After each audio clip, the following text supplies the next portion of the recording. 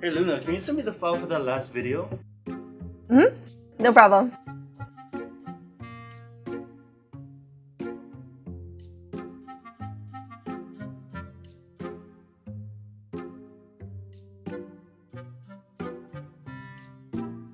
For this video to load.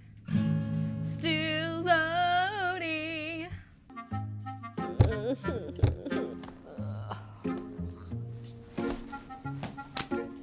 Hey, have you seen a pack of squirrels anywhere?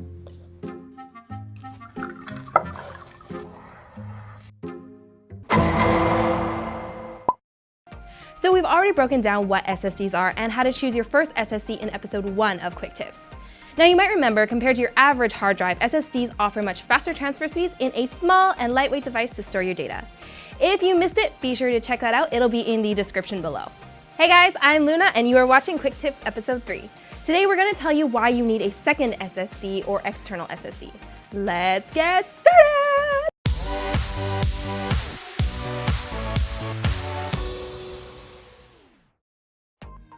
First off, what exactly is an external SSD? So as you might remember from episode 1, there were 3 main connection interfaces: SATA, PCIe, and M.2. External SSDs use a completely different interface altogether, which brings us back to QuickTIPS episode 2, USB 101.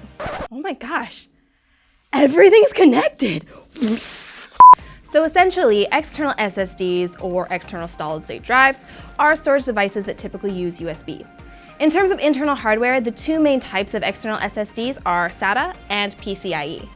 What this means is that internally, these SSDs are connected with either SATA or PCIe interfaces. Although these are slower than their internal counterparts due to the bottlenecks of their USB interfaces, the data transfer speeds you're able to get out of these SSDs are still quite respectable. SATA SSDs can get transfer speeds ranging from 400 up to around 550 megabytes per second, while PCIe SSDs can achieve speeds of 600 megabytes per second and up. Depending on the type of your USB connector interface, it's possible for PCIe SSDs to reach speeds of up to 2800 megabytes per second. So you can imagine how incredibly fast these SSDs are. Not to mention, they're small and lightweight, so you can take them with you anywhere, anytime. So you might ask, but Luna, why wouldn't I just get an external hard drive? Does it really make any difference to get an SSD? This is where we'll do a head-to-head comparison between external hard drives and external SSDs. Let's start with the hard drives. So the good thing about external hard drives is that they're generally more affordable than SSDs and are able to offer more storage capacity. But on the negative side, they're much heavier and bulkier than SSDs and are significantly slower when it comes to read and write performance. Now, external SSDs, on the other hand, do tend to be more expensive than hard drives, but believe me when I say they are worth it. Unlike hard drives, SSDs are designed for portability, so they're light, small, and easy to carry around. And, as you might have guessed, they are much faster than hard drives. Another type of storage device worth mentioning is flash drives. With transfer speeds of 300 megabytes per second, these itty-bitty USB sticks are portable and lightweight, yet still faster than external hard drives. So, we know which types of devices are faster and which are slower, but how does this actually work in practice? Well, let's find out. Say you want to transfer a 50 gigabyte 4K video. With an external SSD using USB 3.2 Gen 1, it would take around 100 seconds to transfer the video, while it only takes 50 seconds with USB 3.2 Gen 2. External hard drives, on the other hand, would need around 4 whole minutes, while flash drives could finish transferring the video in as little as under 3 minutes. Think about it this way. An external hard drive is like a bus, with its large capacity for carrying more passengers, but has slower speeds, while a flash drive is more like a motorcycle. It can run much higher speeds, but has a much smaller capacity for passengers. And then we have the racing cars of external storage devices, SSDs.